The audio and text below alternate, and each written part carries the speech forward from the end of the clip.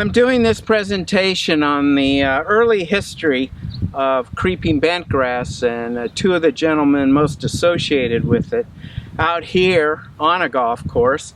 The reason for that is I think I like the visual impact of being outside versus in front of a lecture or in front of my computer taping something, and also kind of gives you an idea of the improvements that have occurred with creeping bentgrass breeding over 120 years and especially in the last 20-30 years.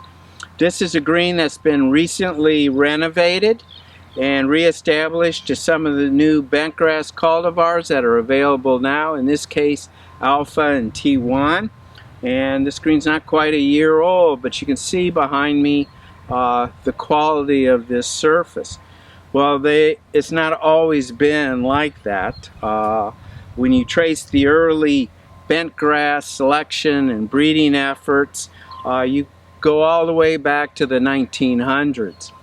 And there were two gentlemen at the time working for the United States Department of Agriculture by the names of Charles Piper and Russell Oakley.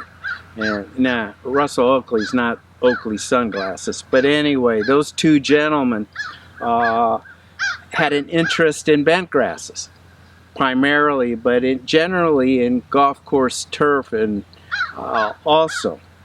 And these guys working out of Arlington, Virginia, where the United States Department of Agricultural Experiment Station or field work was located, started selecting and breeding for creeping bentgrasses on what was called the turf gardens of this farm.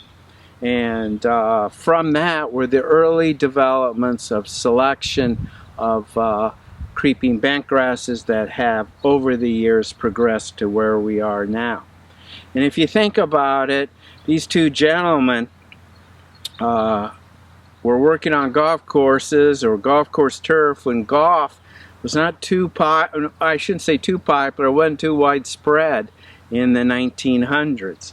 And matter of fact, they became the experts early on if you wanted to grow grass or on a golf course. And golfers at clubs would come visit them and ask them questions. And there's some interesting stories along those lines. C.B. McDonald, who was a famous golf course architect who designed national golf links on Long Island, went to visit him while he was designing this golf course to find out how to grow grass for a better term. And if you think about it, here is this architect, he's laying out this beautiful golf course, and then all of a sudden maybe you have an epiphany and you're looking around and you kind of go, well, how am I going to maintain this grass? Well, Piper and Oakley were the two guys that he went to see, and they helped him through how you were going to maintain this golf course. And that led, among other things, he helped out at Marion with Hugh Wilson too. But they published a book called Turf for Golf Courses. And back in around 1917, I think there was another edition that are reprinted in 23. But you think about it, I get a kick out of the book because the book's over 300 pages, and I thought, wow, back then you could come up with over 300 pages to maintain a golf course. But this is not the original book. It's a reprint one that you can pick up. Actually, the original book you can get through sometimes through golf auctions, things like that, is going to cost you thousands of dollars, the original copy. But anyway, it is an interesting read, at least for me.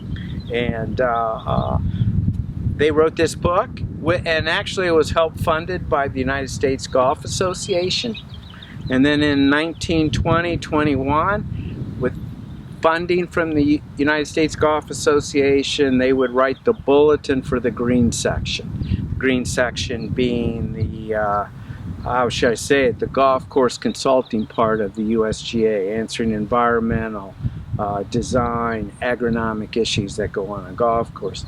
So they, from their early work of creating a bentgrass breeding program at the turf gardens, which is interestingly where those turf gardens were located is now where the Pentagon is located. So if you've been in the military or you go visit DC and you walk around the Pentagon, you're standing on the land that was the original turfgrass research center for the United States.